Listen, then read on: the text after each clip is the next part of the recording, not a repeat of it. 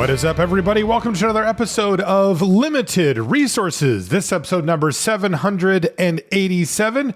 My name is Marshall. I'm one of your Limited Resources, and joining me on the line all the way from Las Vegas, Nevada, it's Paul Cheon. Paul, what's going on, bud? How's it going? Well, things are going pretty well. I've been enjoying some Dustmorn drafts on Arena. It's coming back here, so I've been jamming a lot of that. It's been a lot of fun.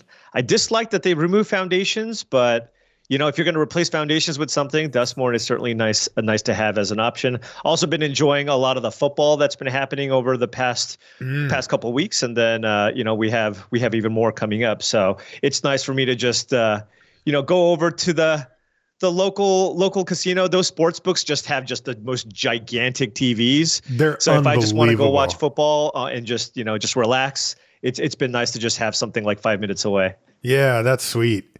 Man, yeah, the Dustmorn thing was funny because it's cool that it's back because it's such a popular format. But I feel like they screwed up somehow with this two sets thing out, and pulling foundations felt completely not right. And then when they put Dustmorn on there, it was kind of buried. It wasn't even on the front limited menu, and it was Premier Draft too. Yep. It was wait a minute, what? This is ranked Premier. This should be front and center, and you had to kind of find it. I thought that was a little bit weird. My assumption is that either wires got crossed, or maybe the plan wasn't fully fleshed out about exactly what would happen when Foundations was to go away, or maybe they were hoping that Pioneer Masters would carry, but it doesn't seem to have done that. Yeah. No, Pioneer Masters, I feel like the interest in Pioneer Masters kind of dropped off a cliff after the Arena Open. I think that was kind of the reason why people were at least trying to stay up to speed with the format. But basically, the moment that event ended, I will say personally, just from the different videos that I make, just the interest in Pioneer Masters has just completely died at this point. So it's just that it is what it is, right? It was there. It introduced a bunch of cards into what Arena wants Pioneer to be fully fleshed out on Arena as well. And for that goal, obviously they were successful because they needed to get a bunch of cards in there. But as far as just sets that I'm interested in continuing to draft, I'm happy that Dustmorn is out. That's right. And, with that in mind, we're going to be doing the Foundations Sunset show today. And I guess technically we're going to do the Pioneer Masters Sunset show, though we've got a slightly truncated version for that one. And then we do have some preview cards at the end of the show for Aetherize as well. Before we get into our main topics, though, we want to say thank you to everybody who supports us on Patreon. It's patreon.com/limited resources.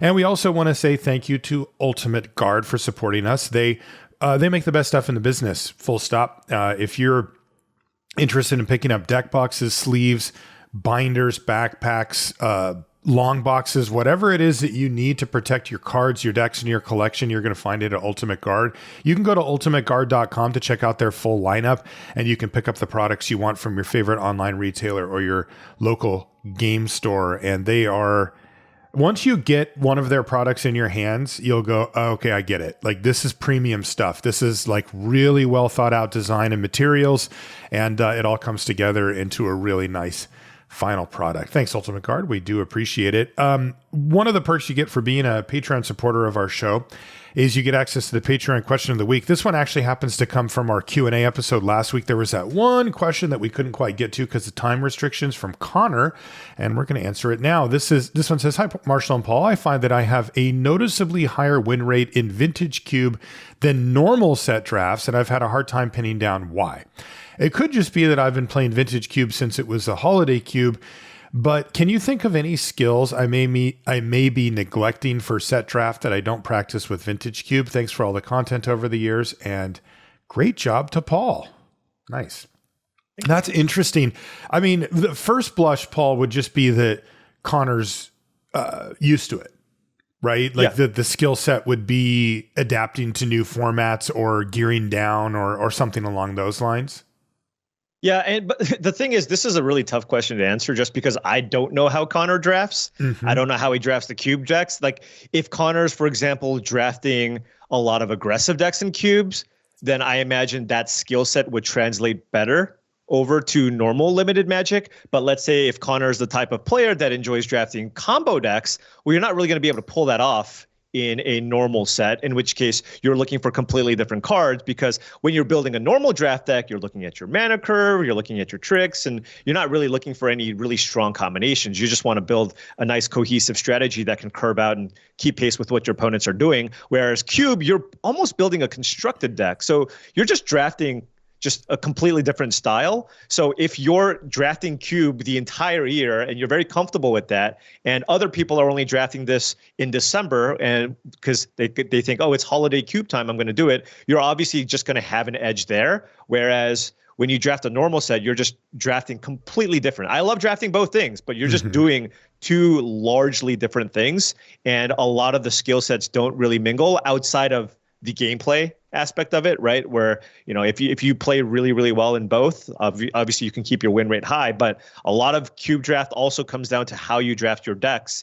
And you probably, being somebody who drafts Cube all the time, all the combos, right? Obviously, if you see Splinter Twin, you know how to draft the Splinter Twin deck, you know how to draft the Reanimator deck, you know what all the cards that are important to go into those decks. But at the same time, a lot of people won't. And then when you draft a normal deck, you're just looking for different things, right? In other things, you're looking for what colors are open. What should I do? Should I take this 2-drop because I'm missing a 2-drop, or do I take the removal spell that I know is a better card, but it costs 4 mana? So those are the types of decisions that you don't really make when you're drafting Cube. Like you for example, premium removal, you just kind of get it late, totally. Right? Like when you see a terminate type effect, a 2 mana, just kill anything. That's something you slam first pick in normal draft. Whereas in Cube draft, you're like, no, I'm not going to take this. I'm going to take this speculative combo piece, because if it works out, then my deck's going to be awesome. So it's just a completely different way to draft. Totally. And, finishers, right? Right. Like in regular draft, those are easily the biggest cards that could affect your win percentage in a positive way is having like a legit bomb, 5 or 6 mana bomb or something. And in Cube, it's like they're a dime a dozen. Those are not priorities. You can always pick those up later.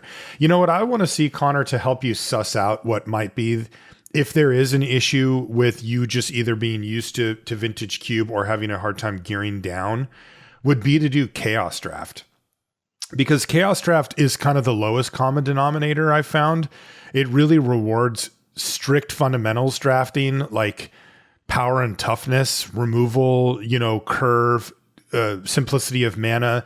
Like, you just don't know what's coming next. It's too hard to track all the possibilities on what you could wheel or get or, open or anything like that as far as specific archetypes go. So it really challenged you to kind of like work on that muscle of just very basic baseline drafting, which is, by the way, why I don't really like Chaos Draft that much.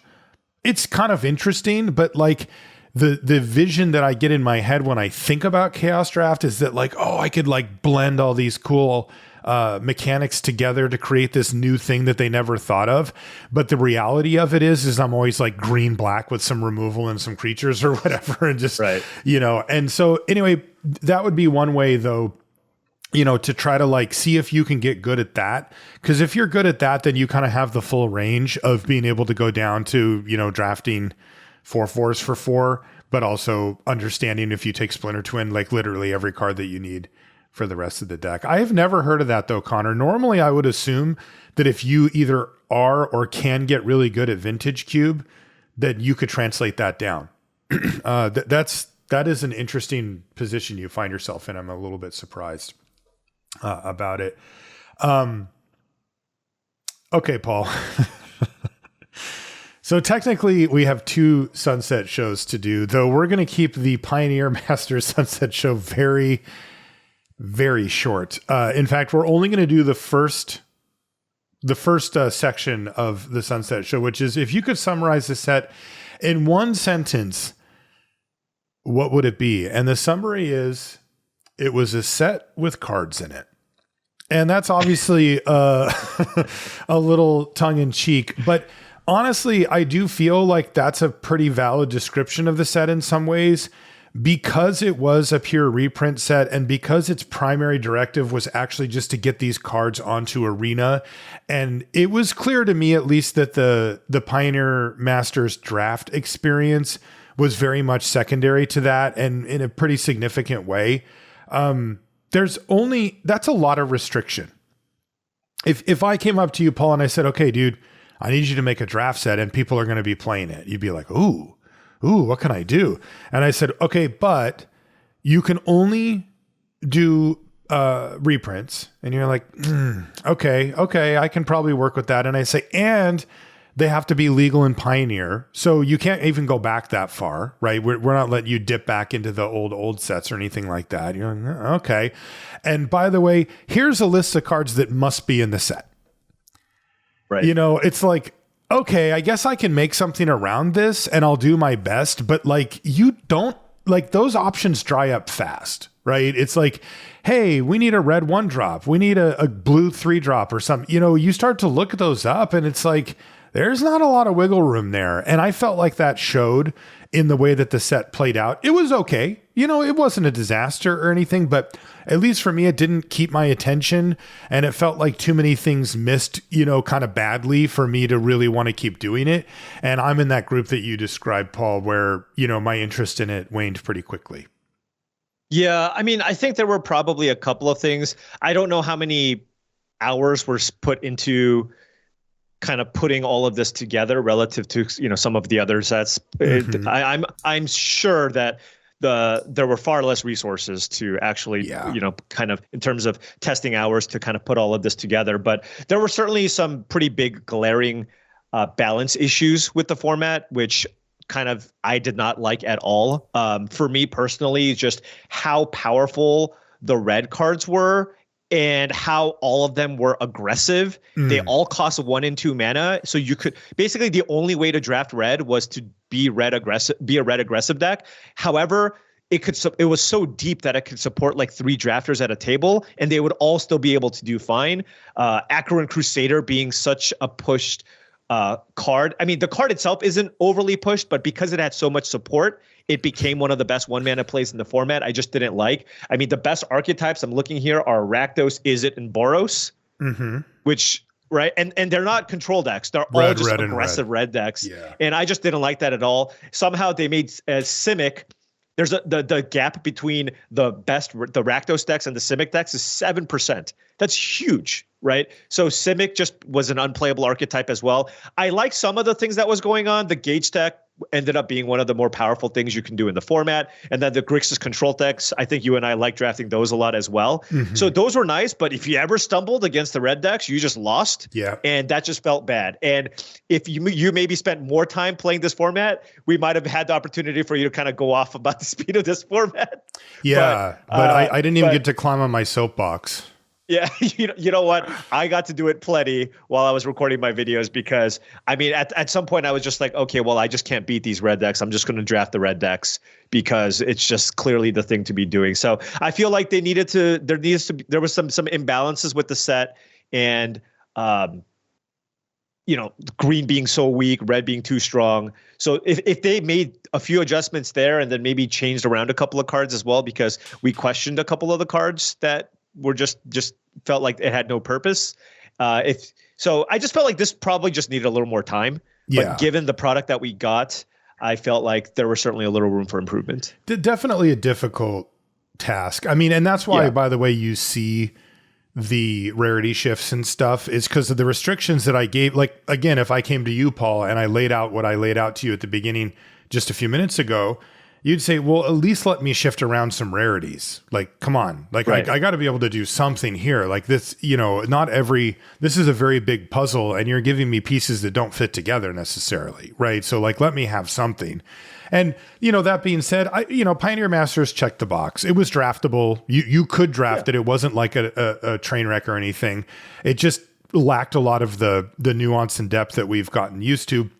And then, but the first thing I said when I gave you the assignment, Paul, was that we need to get these cards onto Arena so that Pioneer can be a thing. And it did that. So Right. checkbox, but we're going to focus more on the main set for that section because, again, we did have competing sets. It was a very strange time. This last stretch felt really weird as a limited player where I felt like I was, kind of being forced to make decisions that I wouldn't normally have to make. And I was just like, what am I supposed to do? Like, just point me in a direction, Wizards. Like, let me know, and ultimately the direction that I ended up being pointed in the most was Foundations. And that's what we're going to concentrate on for this episode. This is the Foundations Sunset Show. Again, as another artifact of weirdness, it's been gone already for a few weeks, right? So normally we would do this leading into the next set, which is kind of what we're doing, but technically Foundations has already been off of Arena for a while because of the Pioneer Masters clash and all that stuff. But we did want to give it its proper send-off, and we're going to do that now. So if you could summarize the set in one sentence, what would it be for Foundations? And what I put was, it actually lived up to the core set experience, like fully. It did the thing. I can't tell you, Paul, when it first came out, we were coming off of Duskmourn, which is like, call it a top 10. Like it's an all-timer. And it's really got a lot going on, right? Duskmourn did not pull punches with design complexity and all that. So it was like, okay, there's tons of stuff going on in this set. Made it really deep, really replayable, really interesting. And now it's like, here's Foundations. And they didn't call it a core set, but like pretty quickly we realized that that's the role that it was going to be playing. And I was worried, man. I was like, this is going to be boring. This is going to have some of the Pioneer Masters echoes, like the things like it needing to have these cards that they wanted in standard all the time or whatever. Some other thing that it's trying to serve that's not just make this draft format really good or limited play matters a lot. And so that's a potential ingredient for a set to be pretty bad. And then when we first started drafting it, I kind of felt that way. I thought, there's not much going on here. But I remember core sets very fondly as kind of palette cleanser sets that really accentuated the baseline play of 5 colors, drafting, magic, deck build, gameplay, combat, all of the really core things to booster draft. And for me, Foundations delivered that. It actually did come through. What were your thoughts on it?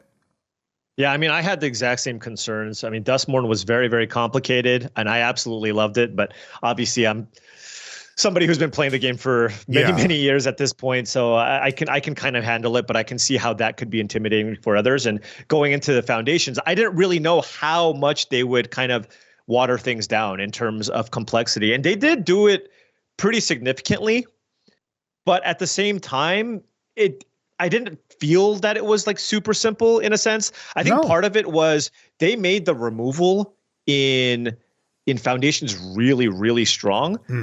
Instant speed removal. So there was just like a lot of opportunity still for the gameplay to be good, right? Because it was very engaging. There's a lot of great instant speed things your opponents can have. Counter spells are good. There's Bake into a Pie, Uncharted Voids. There's a bunch of stuff your opponents can do at instant speed. So you still had a lot to consider when you're just playing a normal game, where if they try to keep things a little bit slower and everything was sorcery speed or things were inefficient and vanilla creatures were good, yes, then I think the set would have been very, very disappointing. But that wasn't the case. I mean, Llanowar Elves, very simple magic card, very, very strong, fun to play with. Cards like Burglar Rat, Helpful Hunter, very simple cards, very fun to play with, right? Because they just give you value, and that's the thing. This set just didn't lack.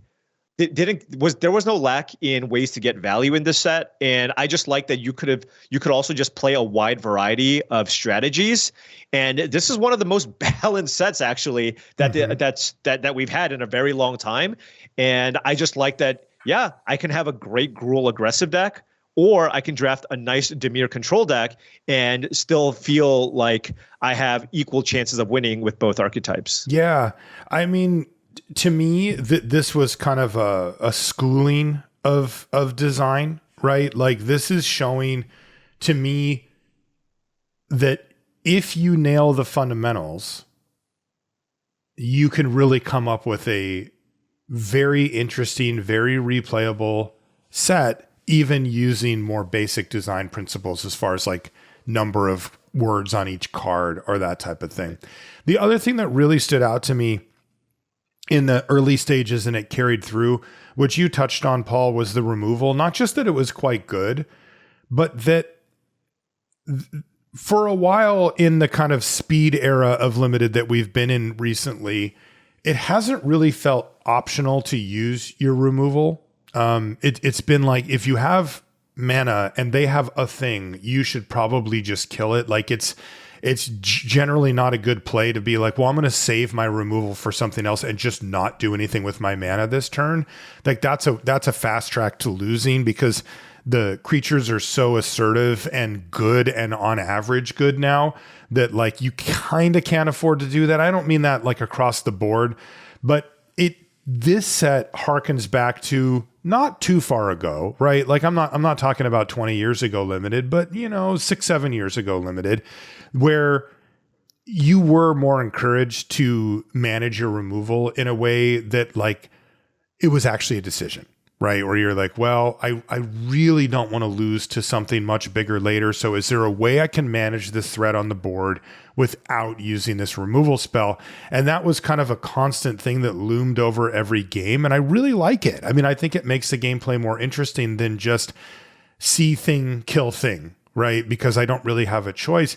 And it felt that way. This felt like those sets to me. And it was like, this is still good. Like this feels like a really good balance where if I manage my resources correctly, I can maybe pick up a win. So yeah, Foundations, really, really good. Like, I'm like, dang, I'm really impressed looking back at how well this set held up over time. What ended up being the best archetypes? I think two kind of stand out just amongst the general population, at least when just kind of looking at the data on 17 lands for all players. And for that, it was basically kind of a tie or very close between the Azorius Flyers deck and the Gruul Stompy deck.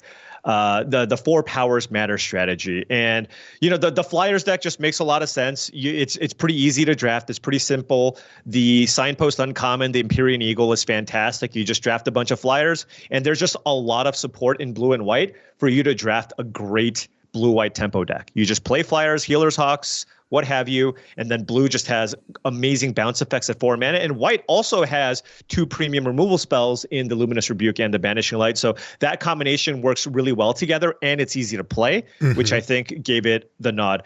Similar thing for Gruul.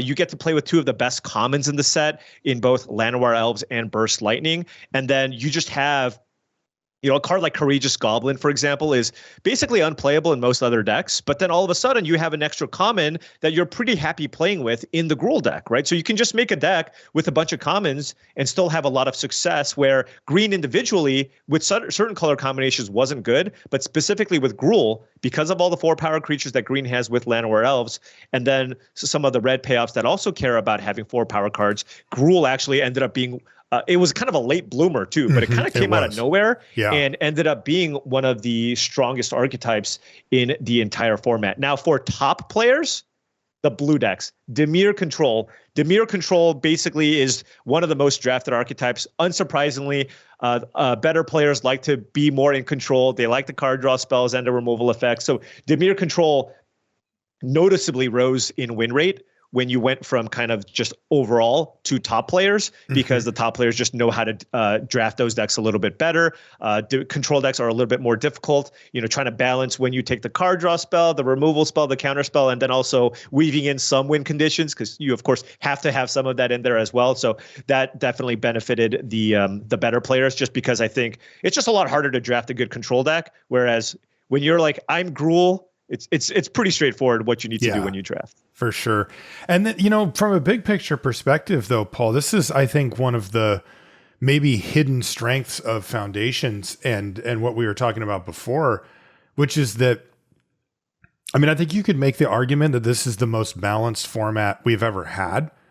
Like, if you look at what Paul was talking about with, Gruul and Azorius, 57%, 56.6%. But you may be wondering, what are the worst archetypes or whatever? And in this case, it's like Golgari, Simic, Izzet, those type of decks, which are the ones we pick on the most, is the hardest to nail the design on. But here's the thing. even Golgari, the worst deck in the format, is still at 53%. So you heard me correct. That means that the entire format is encapsulated in 4%. It's 53 to 57. Every archetype is in that band. Yeah, and to put things in perspective, you look at Pioneer Masters, and the gap is 59 and 52%.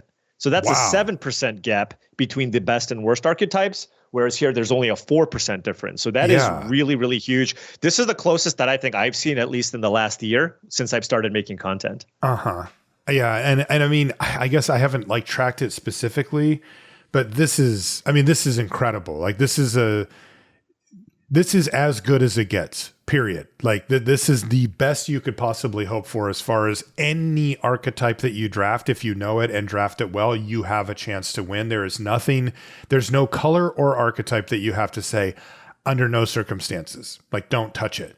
You have your preferences. There's things that you would much rather not do. Like I don't remember the last time I drafted Is It or something like that, but like, you can win with it if you get the right stuff. And that's just not always the case. So kudos for that as well. That really does help if you have a, one color that's way off, or one archetype or two or three archetypes that are just completely trash. It can damage the format for sure. Going back in time, what cards were we most wrong about during the set reviews, or just surprised us one way or the other? There's a really tough one. There's a big one, Marshall. Yeah, the Leyline Axe. Oh yeah. We gave it like a super low grade, and it's like I think you wanted to give it an F. I think I talked you up to a D. I think so too. And so we landed on D, and it ended up being one of the best rares in the entire set. I don't remember the last time that's happened. That was bad. The thing is, it just balances out. So here's the thing. I think the scenario that you mentioned, which is when you cast this and you equip, it's not that great. Like in the instances where it's not in your opening hand, I mean, it still ended up being like a B minus level card. But the thing is, what we didn't account for is you have it in your opening hand a decent chunk of the time, right? This is not constructed. You're playing a 40 card deck. You're looking at 7 cards. And if this is in your opener, this was the absolute best card in the entire format. If it's in your opener, the combination of double strike and trample, you might as well just say the creature is unblockable, right? Because the creature isn't blockable. Because if you make any kind of block, good luck trying to make a profitable exchange with this. I've lost many a game where my opponent just has this in the opener, plays a turn 2 Wary Thespian, equips it on turn 3. If you just don't have a removal spell, I know there's a lot of good removal, but if you don't have one, it's just game over. It is, right? And so we just didn't account for that, for those instances where it's just like just how much this can affect combat. And also this just gives you a great mana sink in the late game, where sometimes with certain color combinations, you just kind of are left without anything to do once you get to turn 6 or turn 7. And so having an equipment like this ends up actually being pretty solid. Yeah, the two things that stand out to it after having played with and against it are that there is almost no limit to the creature that you can put it on, and it still makes it good. Like, literally anything with 1 power to start with already becomes a threat that matters, like it trades up. And anything with 2 or more power to start with, so, getting it to 3 or above is automatically trading off at the very worst. And these are like oftentimes your worst creatures. If you put it on anything that's actually big, like a 4 or 5 power creature, just forget about it. And the other thing that stood out, and as a result of that, is I remember an opponent played it. They had it in their opener, and I'm like, okay, but I had like 2 removal spells, and I had like a curve, and I thought, okay, I'm going to be able to like tempo this thing out. So, and they just threw it on. Like they just dumped it on whatever creature they had and just turned the thing sideways. And I'm like, cool, kill it in response. And then my opponent just did it again. And I'm like, wow, this person's just going like, what is going on? I'm just like, kill this thing. Like you could have done something else. And then I did kill the first 2 things, and then I died to the third thing. And I just remember going like, that was actually just the right approach. Like, yeah, you actually feel okay about dumping your 3 mana in, and even if your creature dies, because the one time that it sticks and they're not going to have removal forever, you have like a devastating clock that they really can't keep up with. Yeah. The thing is, if you target a grizzly bear, a 2 mana 2/2, all of a sudden that creature has to be killed. You talked about how it's important, or this format is nice because you can save your removal for the big bombs or the good creatures. Well, this card just turns everything into a bomb. Yes. And so basically it's just like every single creature just becomes, a 3-power double striking. We should have learned, by the way. Remember Embercleave? Yeah. By the way, you can draft Embercleave in this format. It's very, very rare to get. Yeah. It's also the highest win rate card in the entire format. It's the best card in the set. Yeah. We should have known. We probably were in fact incorrect on that one. Yeah. And then the others that I think that at least my thinking when we went over these, particularly, Luis and I did the commons and uncommons, and then Paul came in for the rares and mythics, and a bunch of these are in the commons and uncommons as well. Are cards that are big, but don't have an enters the battlefield or a death trigger or some way to get value if the creature were to just die. Cards like Shivan Dragon, Quilled Great Worm, Atali Primal Storm, the Ceratops, these are the type of cards that we kind of figured that the removal's basic, the creatures are basic. So if you have a big, powerful creature kind of left over, that you could be in a good spot. A Shivan Dragon seems just fine in those circumstances, but the way it actually played out wasn't like that at all. The removal was so good that you couldn't actually afford to have creatures like this in your deck, because if you spent 6 mana and they untapped and killed it, then you got nothing, and you would have much rather had a weaker overall card that gave you something when it entered the battlefield instead. Yeah, I mean, it's crazy. I mean, if you just look at white and black at common, they both just have 2 hard removal spells, right? Mm-hmm. We're looking at Luminous Rebuke, Banishing Light, Bake into a Pie, Eaten Alive, even Make Your Move Counts. And then even blue has 2 commons that are both fantastic at 4 mana that are both just amazing bounce effects. So if you spend 6 mana to play a Shivan Dragon and they go Big Fin Bouncer or Uncharted Voyage, you just kind of get blown out in those instances as well. So yeah, I mean, I totally understand making the adjustment and rating just big creatures a little bit higher than you typically would. Because if this was Duskmourn, there's no shot you give Shivan Dragon a B or a B- rating. I'd probably give it a D or an F. Given that it was kind of, we're going back to those core set type set, you could see maybe how those creatures would be better, but that's just not what ended up happening. Because not even close. If there was maybe one good removal spell or bounce spell at common in each color, yes, these cards would be better. But a lot of the time, and this is something that you're just going to see from set to set, sizing of creatures based on removal spells, based on other creatures, and the existence of the types of removal spells will largely impact kind of how cards perform in a set. So if there is a set where everything deals 4 damage, well, guess what? Your 4/5 is going to be awesome, right? I remember in a draft format with a bunch of morphs. Yeah, Shock's going to be insane. Right. So just you have to put that into consideration. And in this format, just the removal was so good, which you wouldn't normally expect. There were just so many B- level removal spells at common that all of a sudden these giant creatures, 6 mana, 12/8, just not good enough. Yeah. I mean, you were talking about the magic number, right? Oh, I need my creature to be 3, 4, 5 toughness to beat most of the removal. Well, most of the removal is unconditional. There is no magic number. Unconditional, right. What were the most underrated cards? I think the most underrated cards were blue cards in general. I think a lot of people, shy away. Look, if you're getting into a set and you want to draft kind of some basic level Magic, blue is probably the most intimidating color to draft. And the most underrated card in the entire format was Refute, because number one, most people are taught that cancel is a card that's generally not good enough in most limited decks, right? Limited formats tend to be a little bit faster, and 1 blue is like, C-, D+. It's kind of in that range. But it turns out, when you just add a little bit to a card that's playable, it goes a really long way. And looting effect is not a little effect. That is a really big effect. So Refute went from basically something that most people would consider filler level card to actually the best blue common, which is actually insane. Right? This is a card that's taken on average around 7th in every pack. Wow. And it ended up being the best performing blue common over cards like Big Fin Bouncer, Uncharted Voyage, cards you would think would be stronger cards, just because the looting effect just being so strong. It obviously supports some of the card draw matters themes, but just 3 mana for a counterspell that lets you loot is just a really, really strong card. And so that's something that people should have been taking higher. Additionally, Uncharted Voyage.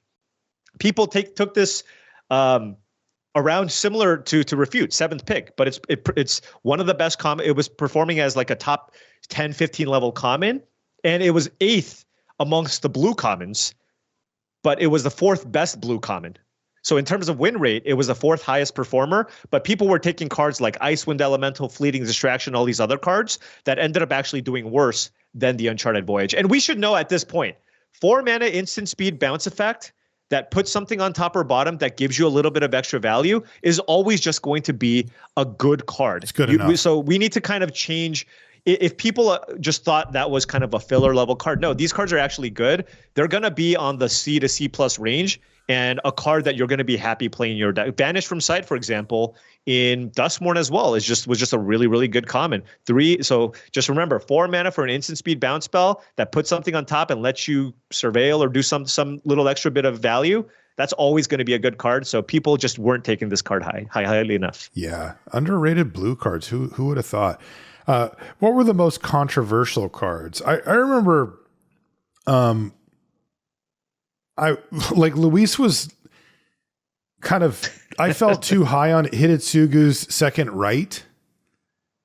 Like, I was like, well, you have to like set this up. And he's like, well, you can kind of, and I was like, but you have to like really, like, this can't actually be good. He's like, well, you wouldn't, but then I thought he was kind of just messing around. Like, it's not good, right? Like, I think I only lost to this once in the whole format. Yeah. I mean, I've never lost to this card, and I've also never played with the card. But it's certainly a card. I feel like every set there is like the LSV special where there's just this card that makes it into your deck 5% of the time or 10% of the time. And then when it does, it's okay. And I'm sure he's killed some people with this card. But I'm also sure that if you actually look at kind of his win rate with this card in his deck, I bet it hurts the win rate than helps the win rate on average. So it's just not a card that I can get behind. It's just the variance is just too high. There's a huge setup cost for this, but there was something that was very surprising about this card when we actually looked at it. I thought it was going to be horrible. It actually has like okay-ish. Decent win rate-ish. Yeah, it's like at like 50. What was it, like 56%? 54, I think. 54. Yeah, whatever it is. It was. I thought I would expect this to be like a 40-ish% win rate type card. And what I will say though, to the people who've been playing this card, it was only played in 10% of decks. So, you're probably playing a deck with a bunch of, Firebrand Archers or Dragon Spitter Whelps or whatever, and you have lots of ways to deal 1 damage and you can set it up. Also, because this card is generally considered pretty bad, nobody really plays around it. Nobody's going to take extra damage or whatever just to not get second righted, right? Unless it's best of 3. So right. It's so easy to play around if you think your opponent has it or if they've showed it to you. Like... So I guess it's okay in best of 1, but you probably board it out almost every time. Especially if you get to cast it on your opponent. What about Aetherize? Yeah, so this one for me, oh my gosh, I can't tell you how many times, Marshall, I would take Uncharted Voyage over Aetherize. I'm just like, Aetherize is bad, Uncharted Voyage is great, and so many. I don't understand, Paul. You are really wrong on this. Aetherize is a one-sided Wrath of God. You're going to bounce all their things, and then you're just going to get a huge tempo swing. I'm like, no, this card is pretty easy to play around, right? If your opponent just does nothing and you have a huge board, you just don't attack with all your creatures. Now, that might be a hard concept to grasp for some people, but that's just the way to play around this card, right? The thing is, a lot of that time, I think people live in magical Christmas land where they just go, all right, I'm going to think about the actual ceiling of this card, which obviously this card has a huge ceiling. If you bounce 4 things, yes, you're up on that exchange. But if your opponent ever sniffs this out and just attacks with a helpful hunter, what are you going to do? Right. Right? What are you going to do? And that's the thing. This format also has a good number of creatures that come into play and do stuff. So are you ever going to cast Aetherize when I'm attacking you with 3 burglar rats? Right. No. No. Right. So there's just too many instances where this card just doesn't do anything. And I think too many people often look at this card and think about just the potential blowout factor when there are so many instances where this is just a card that basically does nothing in your hand. Yeah, this is a great example of a concept that we don't talk about it as much on the show, but it still pops its head up every once in a while. We call it BCSM, best case scenario mentality, where, it's an idea that Ryan put forth when we first started the show that has to do with card evaluation, right? So you're like, okay, like I show a player Aetherized and I say, here's the set that it's in. And where does your brain go, right? Like that's the question, is like, what do you think of when you think of that?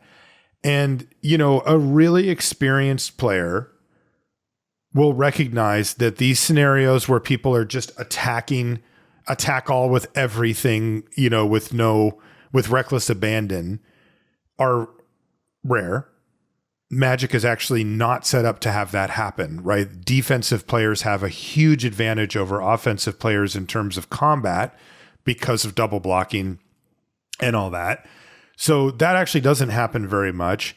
But if you look at Aetherized and think it's a bomb or think it's amazing, you're probably suffering from BCSM because you're thinking that like every opponent's going to have like all tokens overrun, where it's just, I'm going to get them, right? But you don't properly consider the scenarios that Paul put forth, which is that like, yeah, you can get a little something out of an Aetherized. You can, but it really requires a lot of setup. Also, worth noting that like, this is not the type of card you want to be playing on yourself really ever.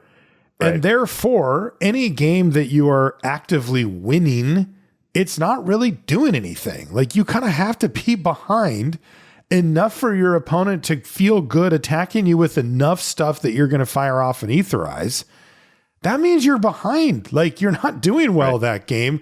And in many cases, all it does is get you back to square one, but with you minus a card. So at any rate, these are the type of cards that you really have to keep yourself in check on and try to give yourself, use quadrant theory. Like think about it in those terms and you'll realize like, wow, this is like one of the worst cards ever. Like when I'm winning, normally that's the easy part. When you're winning, every card's good. This doesn't even do anything in that scenario. Right. So yeah.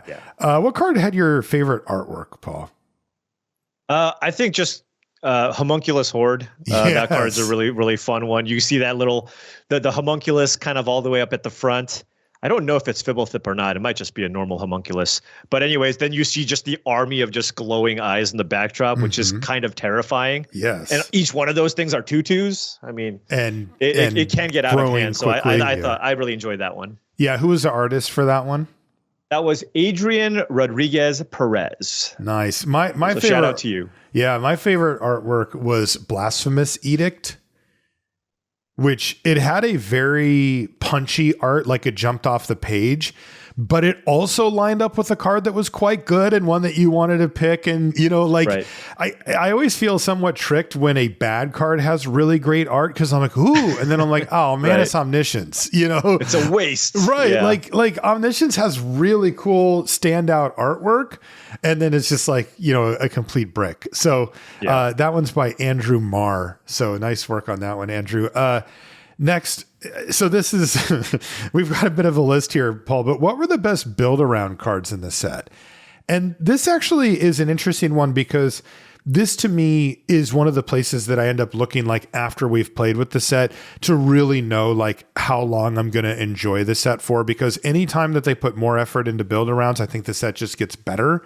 And this set was not short on them, but it does make you categorize or challenge your notions of them because there are straight up build arounds like Homunculus Horde we just talked about, Rite of the Dragon Caller, Extravagant Replication, which I guess you could call that a build around. But these are cards that kind of demand that you either change your deck construction or your gameplay in a significant way to hopefully land them and then take advantage of them, on the battlefield. But there's also cards that do that, but to a much lesser extent, like Mischievous Mystic, Micromancer, right? I put consuming aberration on here because it doesn't really demand that you completely, like, there's no specific cards that you need to make it good, but consuming aberration is the type of card that can become a win condition on its own if you can protect it or regrow it or, do something like that to get an alternate win condition off by milling your opponent out and not even having to worry about attacking. And these are all kind of different categories. So first off, what do you think the best build around card was for you? For me, it's the two blue uncommons that you mentioned. So Mischievous Mystic and Micromancer. Micromancer, they just did a really good job of making a ton of great 1-mana spells in this format where I basically almost never miss on Micromancer. I mean, we're talking about Burst Lightning, Eaten Alive, Stab. So just 3 premium removal spells at common, but you still had Fleeting Distraction that you could get on blue, right? And then I even had a blue-green deck with like 3 Bushwhacks and 2 Micromancers, and that was still fine too. So I just really like the flexibility there. You just need to make sure. And then when you do have the Micromancer, then maybe you take the Stab or Eaten Alive over the second Bake into a Pie or something, right? Just to make sure that you can kind of get that to work. And then the Mystic as well. That card just obviously just insane by itself. It's a 2-mana, 2/1 flyer, which is just a good card that you're always going to play. And it's not very hard to draw cards in this format, especially if you're blue. And being able to just make a couple of flyers off of that just feels like you're getting away with something because you already have just a creature that's so good on rate by itself. And then you're just like, oh, think twice, make a 1/1. Oh, I guess I just can't lose this game from this spot. Right. Yeah. Of the real build arounds, my favorite was Homunculus Horde. That was also one of my favorite cards in the set. I don't think it was very good. This was a little more of a month, 2.5 challenge type card. I will say it was good enough. This... there's a very fine line between you just feel silly, right, for playing it versus I recognize this isn't quite good enough to hold its spot, but it can be my 23rd card, or I could put a couple of card slots to it. And, I won a lot of games with Homunculus Horde. You just have to wait a really long time to play it. If it's your play on turn 4, you're in big trouble. It's going to get killed. You're going to have spent 4 mana. They're going to spend 1, and you're going to get ran over. But, if Homunculus Horde can be your 6-drop, and you can go, Horde Think Twice, they actually have a problem on their hands. If they're not actively running you over at that point, you get to untap one more trigger on that thing and it can get out of hand pretty quickly. So that ended up being my favorite one. And I also really like Consuming Aberration, but like I said, that's a little less of a build around specifically. What card still looks good when you read it, but it just doesn't see that much play? Yeah, so there's a few where kind of going in, you at least saw the upside, or you look at cards that used to be good in other formats, and they just don't end up kind of playing out the same way. The one that's on top of my list is probably Tolarian Terror. Definitely. This is a card that was phenomenal. It was a fantastic top-end card to a spells-based strategy back in Dominaria. And now it's just fine, barely playable in the control decks, which really comes as a surprise to me. I still don't know why. I'm looking at the card, I'm like, Dad, this is pretty solid. It's a 5/5. You play it for 3 mana in a lot of instances. There's definitely some support for it. Maybe Think Twice having flashback doesn't help this card's case, but it just looks like a card that should be really solid. But the win rate on the card shows that it's just not nearly as good as it looks. Yeah, for sure. I think that's kind of the main one. I mean, there's cards like Burnished Heart, which always just looks fine to me, but is really slow. Reclamation Sage. Yeah, Reclamation Sage in some formats, that's a slam dunk card. That's a card you take pretty highly, but this format just doesn't have that many good enchantments and artifacts that's main deckable. Banishing Light is one that stands out, I guess. Maybe sometimes people play some picks, but you just miss more often than not with this card. So then all of a sudden you're just left with a 3-mana 2/1 body, and the elf archetype is just not really a thing. Not a thing. So that's just that's not a reason to kind of put this card in your deck. So Rec Sage isn't so good. Another card that I was taking this highly when this format first came out is Mischievous Pup. Yeah. I just, these types of effects have historically been pretty solid, right? Just a flash creature that saves your creature, or if you have an entered a battlefield effect on a creature, you get to reuse it. So I always thought this card was going to be good. The problem is, I guess, just the sizing of this card. It's a 3-mana 3/1, and in a format where you have Helpful Hunter and Burglar Rat as premium commons at 2 mana, and Prideful Parent, there's just a lot of 1/1s that exist. Oh, Infestation Sage. So a creature with 1 toughness in this format is significantly worse than it is in others, and for that reason, the body of Mischievous Pup is just way, way worse. Right? If this was even a 2/2, it would just be, I think, a lot better. But just being a 3/1, it just trades really, really poorly. So it just has a pretty low win rate as well. Was this a Prince or a Pauper set? I think this was a Pauper set. Only because, well, it's weird because there are some really good bombs. There are some really good bombs, and notably, if it's a Planeswalker, or basically if it's a non-creature, a bomb, then those can definitely get out of hand. Yeah, the stupid green enchantment. The green enchantment, Chandra, I hate. Yeah, I've lost to Chandra more than probably any other rare. Yep. There is literally nothing you can do. They just play it and you lose the game. Yes. So I dislike that one greatly, but I understand, constructed, it's cool, etc. But for the most part, I feel like a lot of the threats in this format could have been answered because the removal was so strong in this format. Every color just seems to have 2 good removal spells for whatever you might play. And so I think for that reason, I would consider a Pauper set, but it's kind of weird because like there's Vivian, there's Chandra, there's a bunch of Planeswalkers that you can't kill. But I feel like the existence of the good removal spells meant that, Quill the Great Worm, Itali, those cards are all cards that could have been really problematic had the removal not been so good. Totally. Right? Yeah. It's just the fact that those type of cards didn't take over means it was a Pauper set. It's a bad card, but I love it anyway award winner for you? I know for me, one that comes up not that frequently because it was on the bonus sheet, but Sphinx's Tutelage. I am incapable of turning down a Sphinx's Tutelage. I don't think I passed it at any point ever. I guess I'm lucky that I'm not really into the whole mill you out plan very much. Man, I love cards that warp the game towards one end, like where you just go, all I have to do is this now. Yeah. Yeah. I'm just not a fan of crabs, I guess, in general. Like, all crabs mill, right? And so I wasn't a big fan of that Skull Crab in Dustmorn either. I've lost to it before, but I've also seen it do nothing. So I'm not huge onto the mill, but I've had people play this card against me. I probably lost to it a couple of times, but I've also beaten it plenty of times. So the jury's still out. It's probably not that great. So I get it. Yeah. I get why people like the card. Winning the game on a different axis is always fun because, you and I, we draft 30, 40, 50, 60 times. So being able to find alternate win conditions whenever you get the opportunity is always fun. Yeah. I mean, for me, I really like cards that warp the game in one specific direction. I don't really get anything out of like, oh, I milled you out, I'm clever. It's more just like, all I have to do now is survive. Like if I have Sphinx's Tutelage and the game goes long, I'm going to win, and it's a hard card to deal with because it's an enchantment. Yeah. Homunculus Horde is my other, and a little foreshadowing there too, but it's a bad card. I know it's not very good, but I love that card.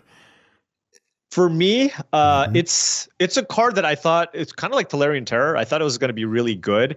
And this could just be the fact that this color combination isn't too strong. I'm not entirely sure, but it's Tatiova Benthic Druid. Yeah. Going into the format, I'm sure you guys gave this at least a B. Right? Oh yeah, I think we gave it a B+. Yeah, right. And the thing is, back when it was first out, it was a bomb. It was very, very good. It gave you a bunch of value, and you thought in this set you can still just ramp into this card and have it be really good. But this turns out that a 5-mana 3/3 in this day and age is kind of behind the bar. It enters a battlefield that doesn't do anything for you the turn it comes into play, so it gives your opponent a window to kill it. And then if you're waiting on till turn 6 to play it, then all of a sudden it's a 6-mana 3/3 that draws you a card, which is like okay, but that's kind of you need to also make sure you have the land to play as well. Yes. So there's just a lot of things that need to go well for this card to really pop off. Obviously, Tatiova's won plenty of people games, but there's just enough instances where people immediately have the answer, you don't have the land right away, or you fall too far behind on board, where this card just seems to have a pretty low win rate relative to the kind of the perceived power level of the card. What's the I literally never win with it, but it always seems to beat me card? Okay, for me, it's extravagant replication. I have lost to this card like 5 times, That's and I never take Slayer. it highly. Right, I never take it highly. I always make the responsible pick. I'll take the thing twice. I'll take the refute. Right, like because, and the thing is, I am never seeing it in a pack where I would take it. That's the problem, right? Because I feel like the correct time to actually take a card like this is probably 7th. You kind of get it late, and then you just find a way to kind of put it into your deck. But the problem is people are taking this 3rd pick, or 2nd pick, and trying to draft their entire deck around it. And so I never get to actually play with the card. But then when my opponents play it, if they survive to the point where they play it, they're usually going to win the game with it. Yeah. This is not actually a good card on win rate. Right. It's bad because you've spent 6 mana and actually nothing happens. Right. Like you have to somehow survive to the next turn. Yeah, this is another that fits that description that I said before, where like if the game goes long, like if you fully stabilize the board, then that card will win you the game. Like you don't need much to go with it. Right. The card that I literally never won with it, but God, it just feels like I lost to it too often. Preposterous Proportions. You'd think it would be Overrun in this set, right? Because that's what Overrun does. And somehow it's the super 7 mana Overrun. I mean, I lost to somebody who splashed this card. Isn't it? It's double green, right? It's double green. It's the only green card I saw them play. And we got to 7 mana. So like, I was like, you cannot be serious right now. Like, how is this even possible? Like they had a card in their hand forever. They had like a flyer or something like that, a 1/1. It was like nothing. And they had this card, they draw their card for the turn. They slam a forest. I'm like, how do you have 2 forests? What? And then they're like, Preposterous Proportions kill you. I'm like, what? Yeah. Like, I mean, get it in a green deck, but come on. Yeah, nothing irks me more than when I play against people with irresponsible mana bases. That is probably my biggest thing. And they get away with it? When I just look at their deck, I'm like, all right, what are you splashing? And it's like, oh, no, clearly you're just playing, like they just have like a 1-drop in each color, right? They're playing 3 colors and a 1-drop in each color. I'm like, how did this happen? Why are you doing this? You need to listen to this podcast so that this doesn't happen again. Because clearly they don't. And I just, so when something like that happens, it always just bothers me more than it should. Because, if they're doing it, then I probably should be winning. But the thing is, when you actually notice it, it's because you're losing because they got there on the mana. Totally. So then all of a sudden they have a more powerful deck because they took the double blue, double black, double green card, and then they're just casting it all. And then you're just like, okay, well, I guess I'm getting preposterous proportioned out here on the splash. Yeah, it's tough to handle psychologically because you're losing to it, but that won't work over the long term. Right. It's like, but in the short term, I'm getting beaten by it. Exactly. What was my opponent played this, so now I must win or quit Magic forever card. I have fishing pole. I had never seen somebody cast the card. Dude, I can't even tell you what it does. Somebody played it against me, and I was like, all right, sit up in my chair. Like, this is it. Career on the line. I did beat them, but like, if you don't, it's over. Like, I'd have to come on here with my head held low and say, Paul, it's done. The podcast is done. I can't ever play again. I lost to fishing pole. It was a good run. But I didn't. Yeah. What about you? For me, it's Bolt Wave. And I feel like this card is play Bolt Wave against you. I feel like this is a card that probably gets played more than Fishing Pole. I think people just like, for example, sometimes people kind of tunnel vision. I'm aggro, right? I'm red white. I'm aggro. I want to beat you down. So I'm going to play this Bolt Wave because I'm just assuming this is what aggro players do, and I'm going to just kill you with Bolt Wave and burn you out. And guess what? Every time you draw Bolt Wave, it is a mulligan, or you're down a card basically 90% of the time. Yeah. So if somebody just like fires off a random Bolt Wave out of nowhere, I go, okay, well, I better win this game.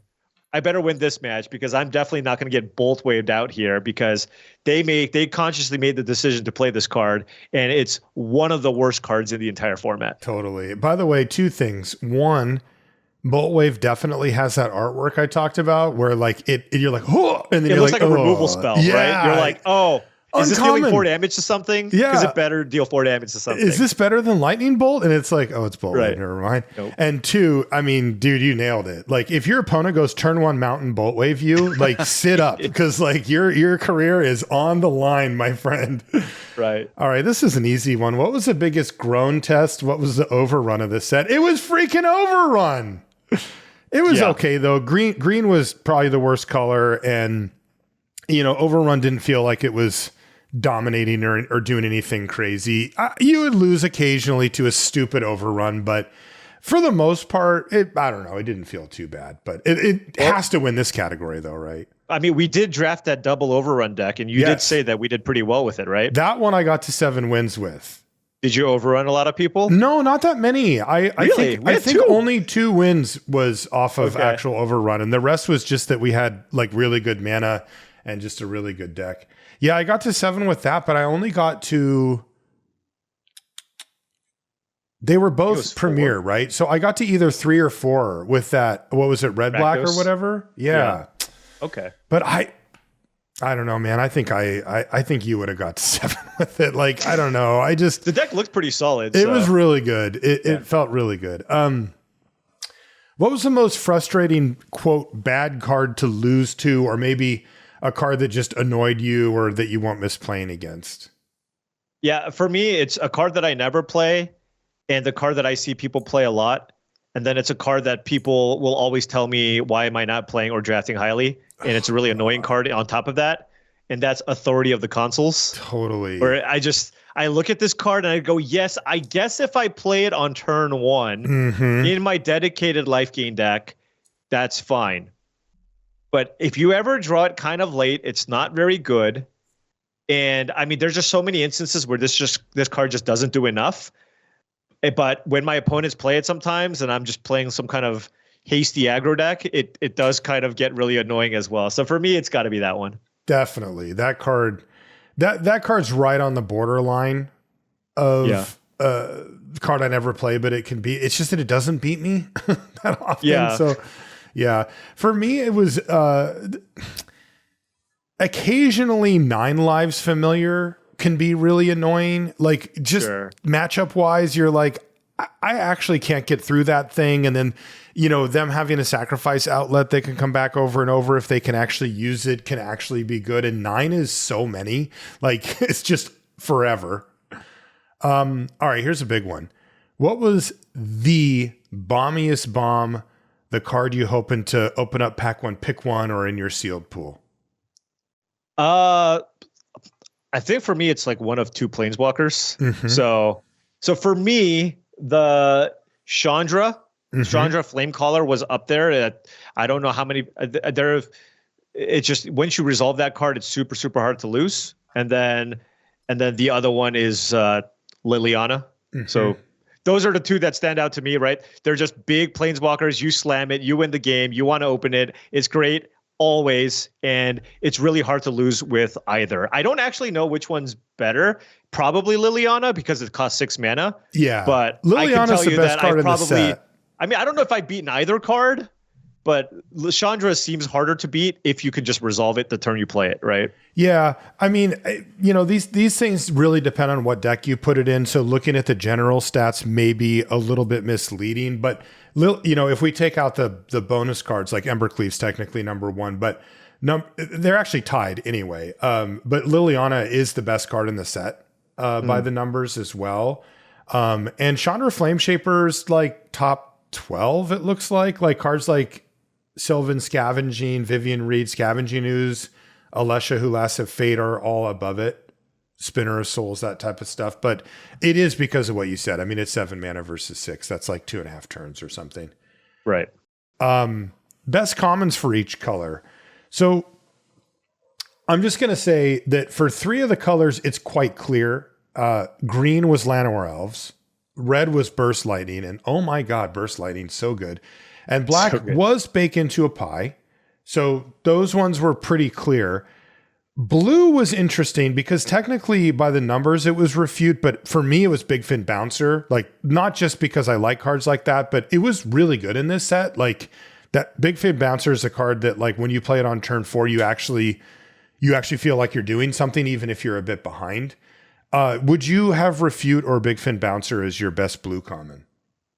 I would have Big Fin Bouncer as the best common, even if the numbers say Refute is better. Yeah. The great thing about a card like Refute is you do get it late, yes. right? And the card is awesome, and people pass Big Fin Bouncer much less often. Mm-hmm. You will often table a Refute or get it 7th or 8th pick. And so for that reason, I would just almost always take the Bouncer there, even if Refute might be slightly better, because you have to put that into consideration, how players evaluate certain cards. In terms of pure power level, I mean, Refute does look like it's got a pretty good edge. And it's a really interesting question if you say, hey, you're playing at the Pro Tour, you see a Refute and a Big Fin Bouncer, what do you take there? And that answer might be different than what do you take when you're just in a typical arena draft, right? I mean, I think I would still take Big Fin. I mean, my thinking also is that like it's at least close to being on par, even if it's not. And it's a little harder to replace. I would play numerous Big Fin Bouncers, but maybe the third Refute starts to get a little something, just because of mana considerations and stuff. And then also, Big Fin Bouncer is just a little easier to incorporate into a deck early. Maybe if I already know I'm blue, I might change that around. But yeah, I have BFB as the best blue common. Now, the really interesting one, this is the reason I went backwards, is white. Because the top 4 commons in white are all effectively tied. They're separated by like 0.3, which is all like deep into margin of error territory. So like the ones that happen to be in the order on 17 lands isn't really important. It's just which one of these do you think is the best, which is Dazzling Angel, Luminous Rebuke, Helpful Hunter, and Banishing Light. I mean, those are bangers. Like 2 hard removal spells. And like one of the best value creatures in this set, and then just a really solid all-around card with Dazzling Angel. Yeah, I mean, it's white is really deep, and I mean, Felidar Savior is also an excellent card too, right? Really good. At common, and then if you're drafting blue-white, Healer's Hawk can also rise as well. So there's a lot to consider. I think for me, at least first pick, first pack, I'm probably on Team Banishing Light by a little bit, just because no matter what kind of deck you end up with, it's always just going to be a really, really solid, good removal spell in your deck. Whereas, I don't know, maybe there's some weird white deck where you don't have a ton of creatures and you're very controlling. It's pretty rare, but there could be instances where the Angel isn't as good, whereas I feel like there's no deck where Banishing Light is really bad. And it's still going to be a really, really good interactive spell. But they're all really close. They're all within, what did you say, 0.2, 0.3% of each other? I think, yeah. I think for me, like just pure gut check, because my favorite of them is definitely Helpful Hunter. Like it just asks so little of you, goes into so many decks. But really for me, it's between Banishing Light and Dazzling Angel. Luminous Rebuke is good, but I like Banishing Light maybe a little bit better. So it is between those two, hard removal or a really good threat. And I think I would take Dazzling Angel just on a gut check. Like my analytical brain says Banishing Light would be better, but playing the set so many times, I think Dazzling Angel's just better. It is so perfectly positioned with the 3 toughness. We talked about the kind of magic number, and 3 is definitely one of them. Dodging, stab, and burst lightning for cheap means that Dazzling Angel gets to survive. The 1 life gain is relevant for some other cards, but it is just relevant, especially if you're trying to race in the air or do anything like that.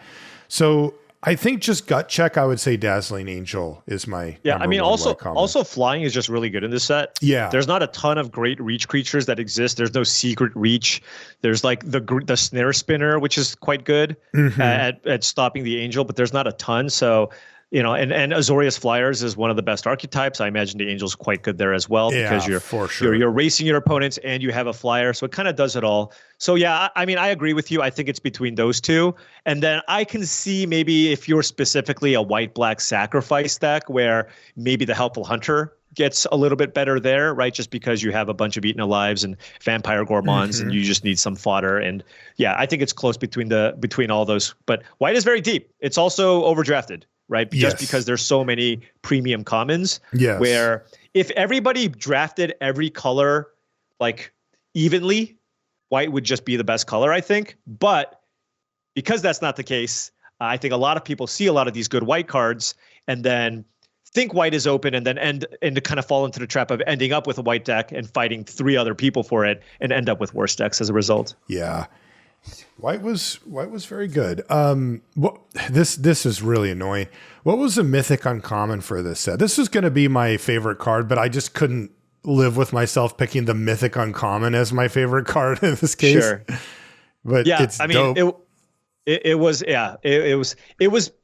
basically the best uncommon just from the moment the set came out. It just never really changed. It was always number one. It was the Dreadwing Scavenger. Oh, so good. So, I mean, you just got to read the card, right? You're like, wait a second. 3 mana, 2/2 flyer, enters the battlefield, loot. Okay, yeah. I'm in. Yeah. Attacks, loot. Okay.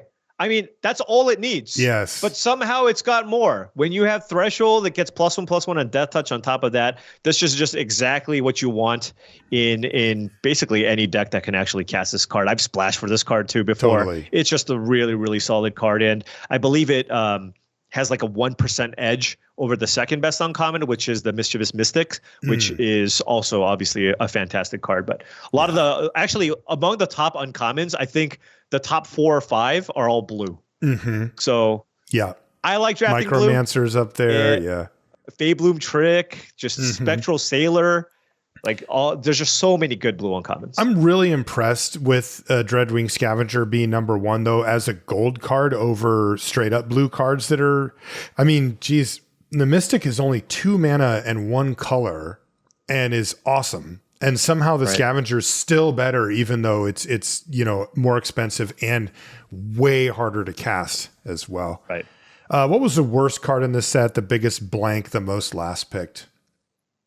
I mean, it's got to be Omniscience. Yeah. It's it's always just whatever the random card they make for Constructed or other formats. And Omniscience just costs 10 mana. It's just impossible to cast. And then by the time you cast it, you've cast everything else out of your hand anyway. So it's a pretty clear Omniscience here, I think. This is a tough one because this is like Luis's specialty. Like this might be the thing that he's best at in the whole world. Like people think he's good at Magic and good at cooking, good at being a dad, but begrudgingly playable is like Luis's sweet spot. So we're going to have to try to do our best in his absence, Paul, and maybe he'll correct us if he knows the actual answer, but we'll each put in a vote for begrudgingly playable. Mine is Dwynen's Elite. Yep. You put that in your deck and you're like, dang it. Yeah, maybe we're just both pessimists because I just assume I'm never getting an elf. Never. Right? Never. I'm just like, I guess I'm playing a 2-mana 2/2 and I have maybe 3 other elves in my deck and I just need a 2-drop and I don't have any good playables in my sideboard and you put it in, you're like, all right, whatever. I need a 2-drop is the classic. What was your pick for begrudgingly playable? Mine is Make Your Move, which I don't love to play. It's not a terrible card, but every time I put it in, I'm just like, I hope I have targets. Yes, right? Find something relevant. I hope there's something I can target. I hope this isn't just rotting in my hand. It doesn't do anything. Oftentimes there will be something, but it is almost always the 23rd card. It's you put it in your deck when you're kind of lacking removal. Right, you just didn't pick up enough ways to kill things. So you go, okay, I guess I'll just play this and hope that they play something that I can actually target with this. But I'm never super happy playing. No, and when they do, you're like, okay, you got me. You got me with your stupid Make Your Move. You got it. Is there a card you will miss drafting? For me, I put Consuming Aberration. I like to build around that card actually. Basically, I had a draft where I had 2 of them. And I was like, and then I realized I could like zombify one of them or whatever. Just like try to make it a game plan where get it on the battlefield, start casting a couple of spells. They eventually kill it when it gets too big, but then bring it back and do it again. And then all of a sudden they're like, I enjoy that. And it fit into my favorite archetype, which was blue-black. For me, I think it's probably going to be Llanowar Elves, just because we're just not going to see another limited format that has another 1-mana creature at common, right? This is extremely unique, and it's just for balance purposes, they're just not going to make another 1-mana green mana creature at common. I don't think so. This is the one time we get to actually do that outside of Cube or whatever. So that just completely changes kind of how you draft your decks. Llanowar Elf was clearly the best green common in the entire format. And then you take a bunch of, you go from 1 to 3 mana. It lets you kind of just cheat on your mana curve a little bit. So it was just fun being able to go on the play, turn 1 elf into turn 2 3-drop into 4-drop and just completely smashing people. Now on the flip side, it felt terrible being on the receiving end of that, but I had my fun with Llanowar Elves, especially once I embraced green after it looking so bad in the first couple weeks. It actually ended up being totally fine when you pair it with specifically red, and it was also okay with white. Yeah, big comeback. What was the Martialist card and the Paulistist card? I mean, for me, it was definitely Big Fin Bouncer. That's my vibe, but it was also good and fit the format. It wasn't like amazing, but it was like definitely very solid, playable in blue. It's where I wanted to be, and it still gives me the same joy as casting like an actual Man of War. Yeah. For me, this is my pet card. I always just talk about this card, and I love this card just because I hate running out of things to do with my mana. It's Squad Rallier. Oh, I just love the Squad Rallier. I'll play it, and I'll look, and I'm always looking at my deck and just thinking, okay, how many 2 power? Wait, I'm at 7. Okay, that's okay. Let me put it in the hypergeometric calculator. Okay, I got 8. All right, now I'm looking really good. And I just like to play this as one of my top end threats in my deck. For example, I greatly prefer it over the 4 mana 3/3 Angel that surveils when you gain life. Mm-hmm. It's obviously not as good as the Felidar Savior, but hey, it finds a Felidar Savior. Let me tell you, I've played this card so many times. I'm just very well aware of all the good 2 power or less things. Finding a Guarded Air, by the way. Guarded Air is busted. Guarded Air is the dream. That is unbelievable. This card. Yeah, finding a 6-drop off of your 3 mana spin. What was Marshall's Soapboxiest card? This one, I didn't have anything, that I went super crazy about. But one of the things that was confusing was the blue-red spells common payoffs seemed to clash with each other.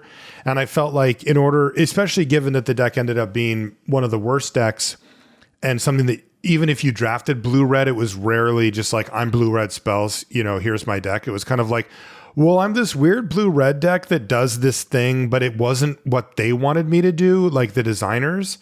So I'm, when you look at like the Archer and the Cyclops next to each other, it's kind of like, hey, point me in a direction here. Am I supposed to be pinging you down, with this incidental little bits of damage here and there? Or am I supposed to be setting up some crazy Balmor turn where I kill you in one shot or whatever? And I prefer it when those are a little bit more aligned, especially for newer players who are like, what is this blue-red spells deck? And that didn't deliver on that. So that would be mine. But even then it's like, whatever, some archetypes miss. I'm not mad about it. Yeah. I mean, the only issue is just like these cards clearly say like, you should play this in your spells deck.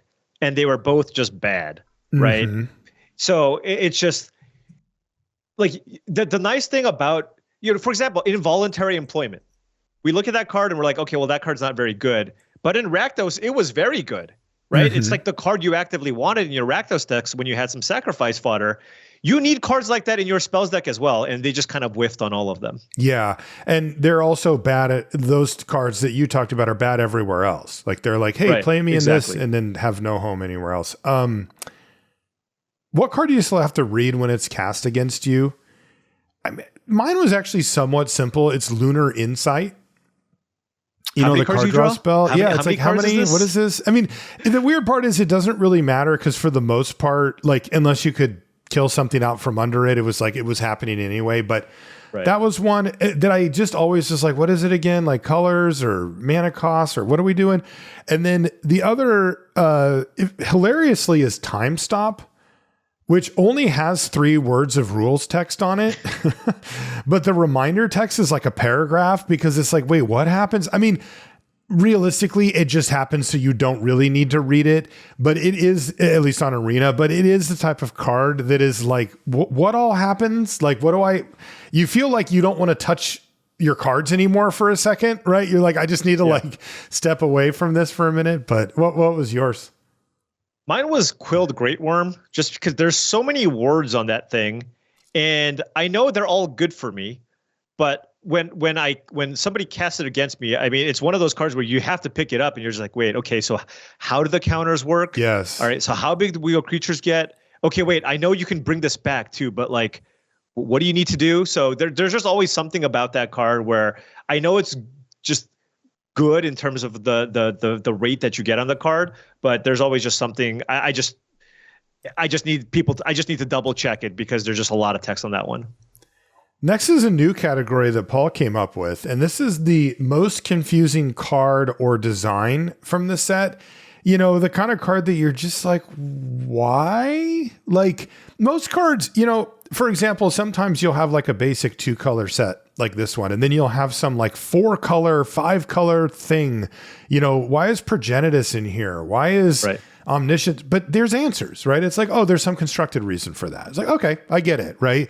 But every once in a while you'll get a card where you're like, why is this here? And it doesn't fit anything. Like I can't come up with it.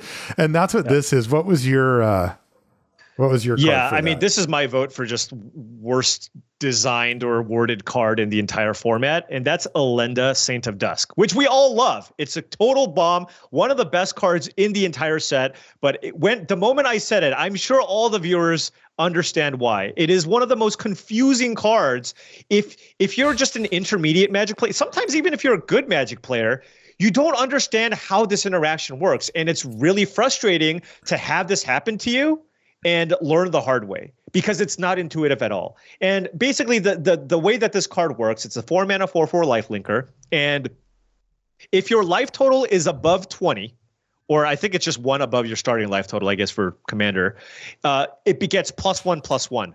Okay, so let's just start there. So let's say we just played this set for the first time. I hit you with I'm at 19 life. Mm-hmm. I attack you with my Elenda, and you're like, all right, I block with my 4/4.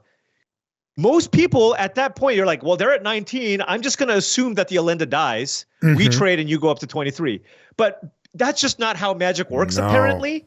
And so what ends up happening is you gain the life first and then damage resolves. But because you're at 23, it magically turns into a 5/5. You lose your 4/4 and you get your 5/5. I guarantee you that this exchange has gotten hundreds of people, if not thousands, over the course of this format and draft. I mean, I had a video even last week where my opponent blocked. It was a 5/5. It survived. And then they blocked again. And it became a 10/10. Are you serious? Or 9/9 rather. And I just killed all of their creatures. And that is such a feel bad. And there had to have been a better solution to what you wanted to get out of this card. And I don't think it was worth whatever quirk they were looking for to make such a bad gameplay experience when somebody gets gotten by this effect. Because if somebody didn't tell me, it would have probably gotten me too the first time, right? It gets you once.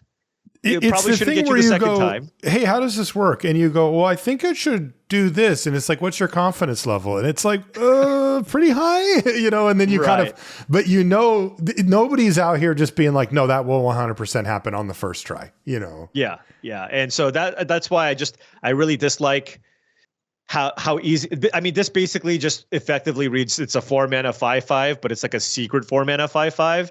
And I just don't like that about the card. Yeah. Shout out to your opponent. I hope they came back to Magic after that experience. Okay, let's get to some of the big stuff. From a design and development aspect, how did this set fare? How are the mechanics? What were some of the wins and the losses? And this is a really interesting one for this. There weren't any new mechanics. And that's like shocking, right? I mean, this is one of the things that we judge these sets on. Right? That it's like, well, you came up with some new stuff. How was it? And it's like, no new stuff. Yet somehow this set was successful, even despite those design restrictions. And by the way, I will also mention that it was in a really tough spot in the batting order. It came up right after Duskmourn, which was a very popular format. And then it also happened to have Pioneer Masters, which, you know, there have been master sets that have been all-timers that could have easily just blown this thing out of the water. In fact, I wonder if they were kind of planning on that happening, but it didn't. This set actually held its own. It's kind of the one that people went back to. Okay, it's not going to be an all-timer. I get it. Like, it's not for me either. But very fondly, I will look back and be like, Foundation surprised me in a good way and held its own for a complete draft cycle. I was sad when I learned that it had left Arena. I was also confused and maybe a little frustrated because I still don't understand why. But it was gone. And I was like, dang, I still want to draft that. Like, I would still like to draft that format. And to me, a set that aimed this low, if you will, at, you know, complexity and that type of stuff, still crushing it is really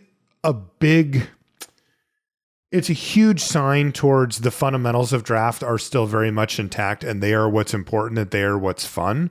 And you can add on extra stuff that's good and helps the sets be deeper and even more replayable. But this to me shows that you don't need to. Yeah, I mean, this is just 100% proof that added complexity or words doesn't necessarily lead to better gameplay, right? Because they really tried to tone things down this time around, but they were still very successful. Foundations was very popular. A lot of people really love playing the format. And so just Magic is a great game. You don't have to make it super tough. You don't have to make it you don't have to make this huge barrier of entry to beginner players to still make it a fun and enjoyable experience for more experienced players as well. And I think they really knocked it out of the park in terms of being able to create a fun and engaging format or draft environment for both new and older players. Yeah. And to me, that's the headline. You know, given that we can't really talk about the mechanics, one thing to talk about were, you know, we talk about the misses or the losses, and there were a few, and it's kind of the same stuff that we talk about often, which are, for example, blue-green, blue-red, and green-black thematically missed. They were able to have enough powerful cards to hang win percentage-wise, as we talked about. But, you know, Paul and I were talking about it before the show, and it's like, what's the theme for blue-green? It's like ramp, I guess, is how I would describe it. And, you know, we thought, and to be fair to the designers, I would have also assumed that a card like Tatyova at Uncommon would be a great way to push a blue-green ramp deck over the top, but that's not what happened. Yeah, it's just Tatyova historically was good. I don't know how much they actually tested playing Tatyova, just because it just didn't really play. I feel like because the removal was so good in this format, and that's the thing, they could have made similar assumptions to what you did when you and Luis did, specifically when you guys were going over the commons and uncommons, right? You go, yeah, well, you know what? This is a simpler set. Shiv and Dragon's going to be solid, right? Tatyova is going to be solid. But this format just had so much good removal. If they wanted a signpost uncommon to hit, it needed to do something when it entered the battlefield. Imagine like a pseudo Moldrifter type card, right, or something along those lines, right? Or it's just, you need to have an impact when you cast this to actually have it be worthwhile playing. Because think about this, you have Dreadwing Scavenger. That hasn't entered a battlefield effect. It also costs 3 mana. It's fantastic. It's the best uncommon in the set. You add 2 mana to it, and also having it do nothing when it comes into play really just made blue-green kind of tough. There also just wasn't too many awesome ramp effects outside of Llanowar Elves, which is a hotly contested card that every green deck's going to take anyways.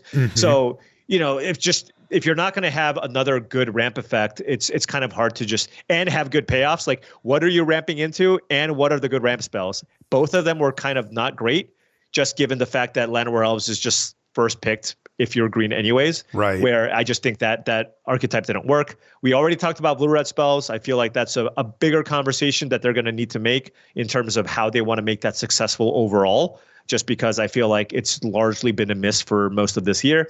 And then black-green, maybe we should just stick to the graveyard. Black-green graveyard stuff almost always works.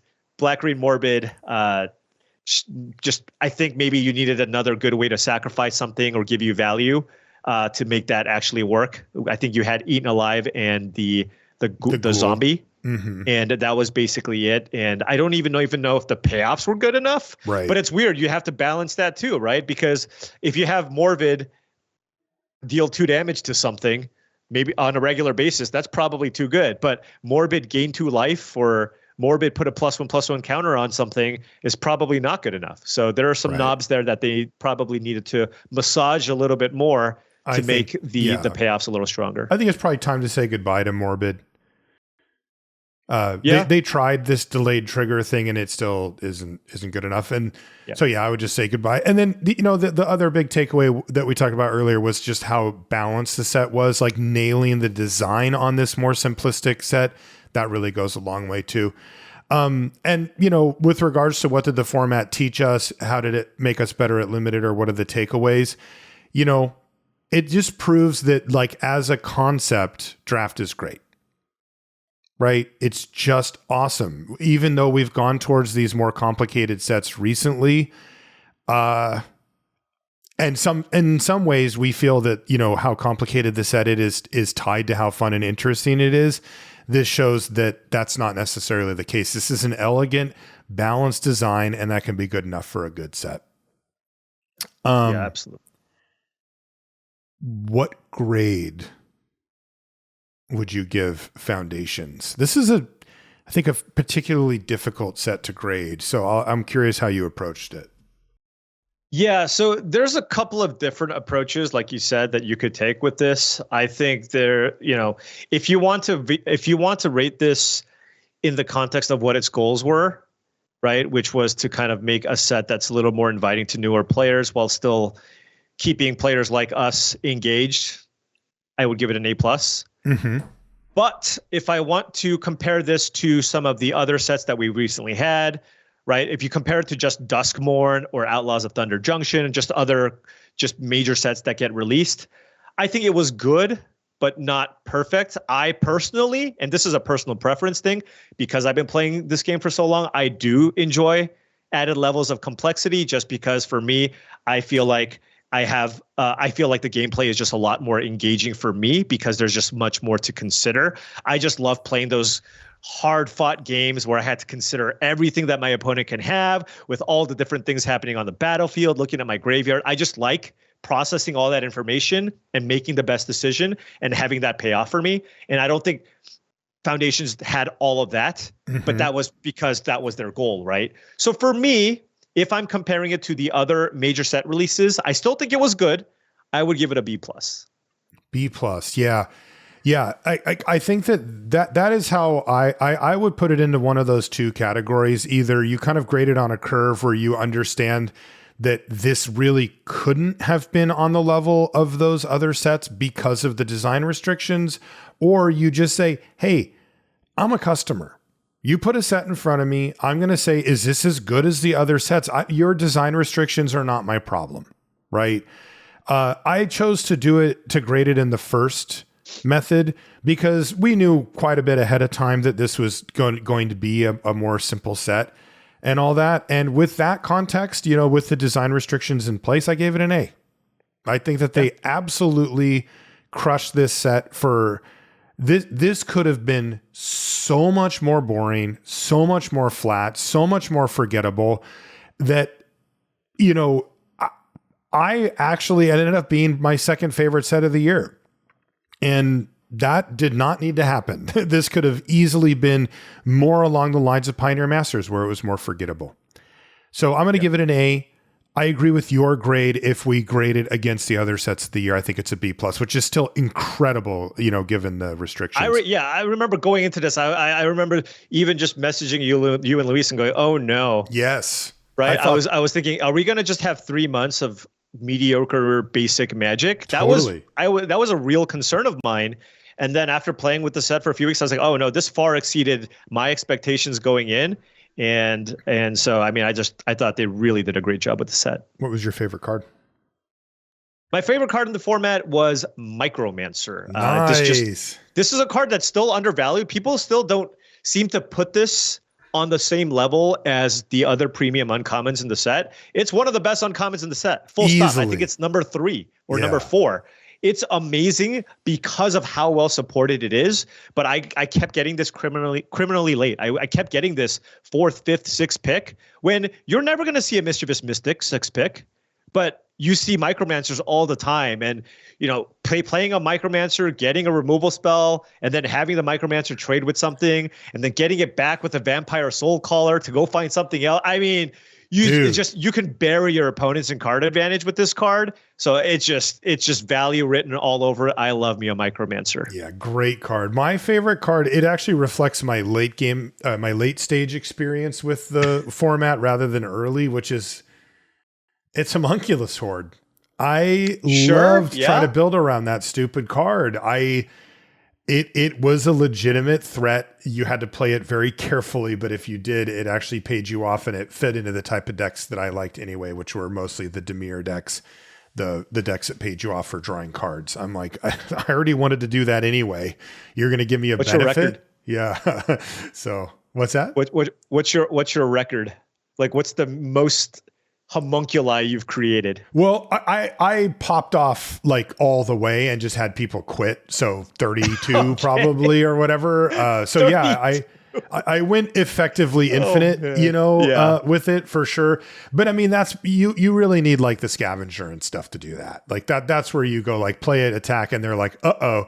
And then if they don't kill it, you're like, but guess what? If they could have killed your they would have killed your scavenger, so they're not killing your horde, Yeah, I mean, if you can trigger this basically twice, you pretty much win the game. Good. Yeah, the most important trigger by far is the first, because it gives you that safety, that margin of safety where they can, where even if they kill one, you can still rebuild.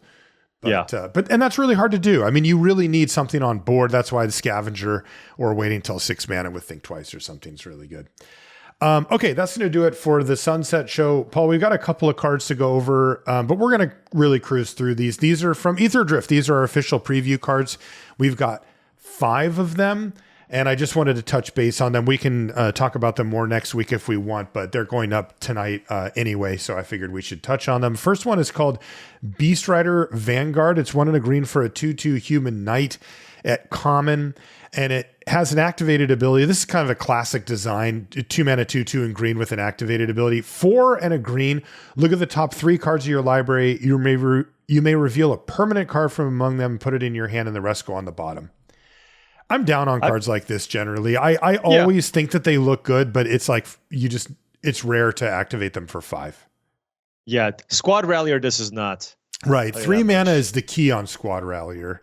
Yeah, it's the key. But I mean, it's a 2 mana 2/2 that gets you some value. You shouldn't take this card high because you shouldn't assume that the games are just going to be super slow and stalled out. And you just take over the game with this. It's a bear with upside. So, but think of it as very minimal upside. I'm down on bears with upside that cost mana like that these days. Right. This is the Dwinen's elite of the set, maybe. Next, I mean, I'm not saying it's bad. I always think those look good. And I have to like tell myself, actually, temper that. Carrion Cruiser is next. Oh, good. A vehicle. It's 2 and a black for a 3/2 uncommon vehicle with crew 1, because they finally figured out that the only acceptable crew is crew 1.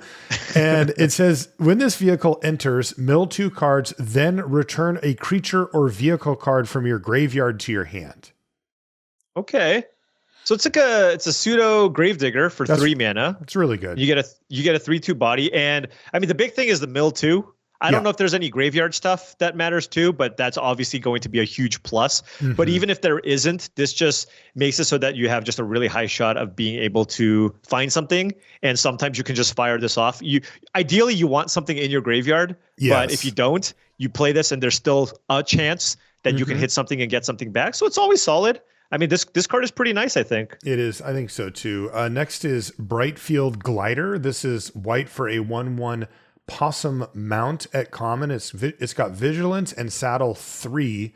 And whenever this creature attacks while it's saddled, it gets +1/+2 and gains flying until end of turn. That's pretty good. Yeah, Saddle 3 is a lot, but it gives you a little bit of evasion. We'll see how many 3-power 2-drops there are, right? Hopefully there's at least 1 or 2, wary thespian type creatures, because then you can live the dream of being able to curve this out. But then it just gives you a little bit of a little evasive creature. You don't want to be putting too many of these cards in your deck just because it's a 1 mana 1/1. But depending on. Like the mount saddle stuff was really well supported in Outlaws of Thunder Junction. So anything with mount or saddle ended up being pretty decent. If that kind of stuff exists in this format too, I mean, this could be a fine card to play. I'm just hoping it's bad. Next is End Rider Catalyzer. This is 1 and a red for a 3/1. Oh, there you go, Paul. It's a human warrior at common, and it has Start Your Engines. And that says if you have no speed, it starts at 1. It increases once on each of your turns when an opponent loses life, and the max speed is 4. And apparently, if you have max speed, you can tap this to add red. So you got to put like counters on this thing? I No, assume? I don't think you put it on this. I think it's like It increases once on each of your turns when an opponent but it loses says life. if you have no speed. So I think it's like you get these counters anyway. Whatever. Yeah, so you have speed counters, which presumably will count for anything that considers speed, right? So you want to be doing damage to your opponent or adding speed, but it doesn't. But also, if you see more Start Your Engines cards, doesn't seemingly increase your speed. It just starts the speed counter. Exactly. So you play this. You start at 1 speed, then you want to start hitting your opponent, with, for example, with the Bright Field Glider, right? You played at turn 1, you played at turn 2, smack them in the air. Then all of a sudden you're at 2 speed, and then you do it a couple more times, and then you get. And this becomes a long 5/5 time before you actually get max speed, right? Well, no, it goes 1, and then if you hit that turn, you're already at 2, so you're halfway there. Sure, if you played the glider, if you had the glider, then the upside is you get 2 mana, which is nice. I'm just wondering how frequently or how long it takes to actually get to max speed. Oh, I think it's hard. Right? Yeah, it does seem that way because you also need to have this on turn 2. It doesn't count for if you do any damage prior to actually playing a speed card to begin with. No. Right. So, yeah. And then this one's weird because it gets you to make more mana. Like, so you spend a bunch of turns getting max speed, and then you're like, I would think this thing would become like a 4/4, and it's like, nah, you just get mana. Last card is Roadside Blowout. This is 2 and a blue for a sorcery. It's uncommon. Says this spell costs 2 less to cast if it targets a permanent with mana value 1. Oh, that's a cool design. If it's cheap, this gets cheap. Return target creature or vehicle an opponent controls to its owner's hand. Draw a card. Oh, I'm in for Roadside Blowout. Hook me up. I mean, you're just. This card's great. Yeah. Like you're always going to take this and it's always going to be solid. I don't know how many 1-drops there are, but anytime you can, if you can just bounce a token or something. Oh, can you imagine blue, bounce a token, draw a card? Oh, that is insane.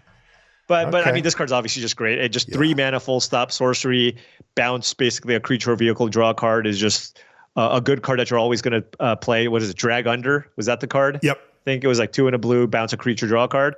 That was a premium common in that format, and I imagine this is going to be a very solid uncommon. You're supposed to know the really old one. Was Drag Under not the really old one? No. This is sorcery. Is there a different? Repulse was good, but that was an instant.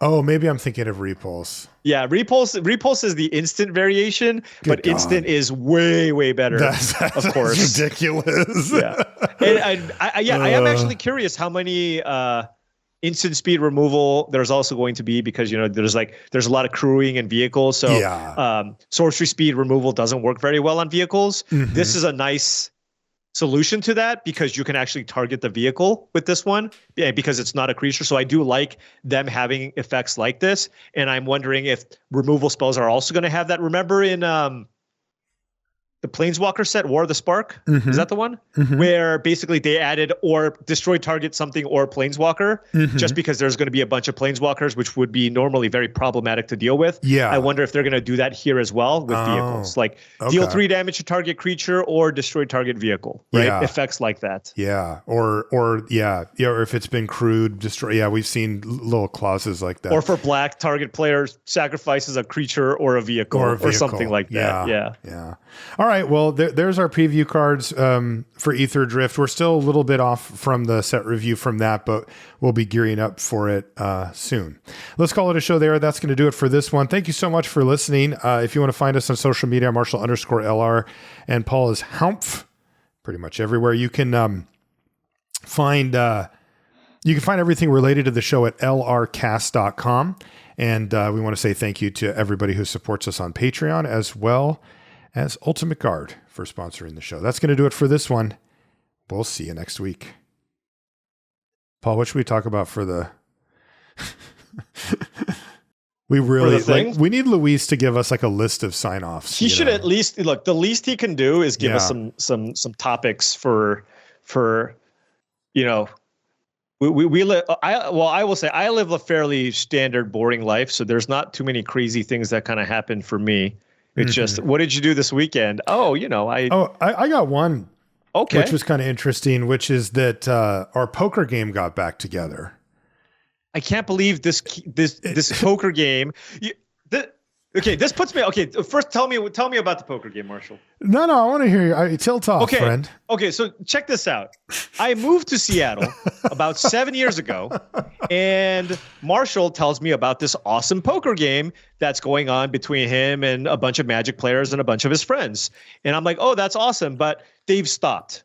They're all doing other things, and so for the entirety of my stay, basically in Seattle, this poker game was just gone, and I was actually playing poker myself, just casually, a few times when I lived there, but not with this group. Which there was a lot of action, a lot of fun. It was an amazing experience.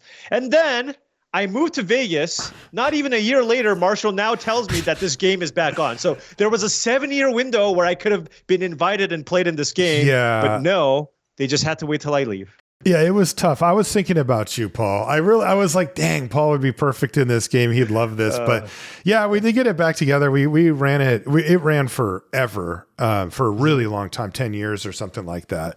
But it was cool. It felt a little weird playing poker. I haven't played in a long time. Because generally speaking, it's hard to go from playing like quite seriously to gearing down to like, I'm not really supposed to care or something, but also there's like money involved. So it's like, I kind of care, there's like an incentive to care already. But anyway, it was cool. And, it doesn't change, Paul. Right. I mean, it's not like everybody else is grinding a ton of poker in between. No. It's not like you have a bunch of pros in there. You have a bunch of smart players because they all play Magic and they're well educated with that kind of stuff. But it's not like somebody was just kind of in the lab just going off, right? And they come back and they're just taking all your money or anything. No, yeah, definitely not like that. And then there's of course the normal degeneracy that accompanies such things. So yeah, anyway, it was fun. I think maybe it's a good lesson that if there's a game or an activity that you've kind of slipped away from, maybe give it another chance. It might still be fun. Yeah, I will say that's probably the one thing I will not try to put together in Vegas. Because all the Magic players here are also professional poker players. Yes. So I would just get destroyed. Yes. Good idea. I think I would definitely be careful about starting a game like that. Yeah. Like imagine I get into like a team draft with, Ben, you, Logan, and all these people that just play poker all the time. Like I'm just going to get destroyed. Yeah. Like it just wouldn't even be close. Much less fun. Sam Stein, Dave Williams, like all those folks. Obviously Dave wouldn't play for the peanuts that we play for, but I'm just saying it would be a bloodbath. And I don't want to get into a game where I'm the person where everybody looks at it and goes, yeah, that's the person I'm targeting. I do not want to be the target. Don't be that guy. Exactly.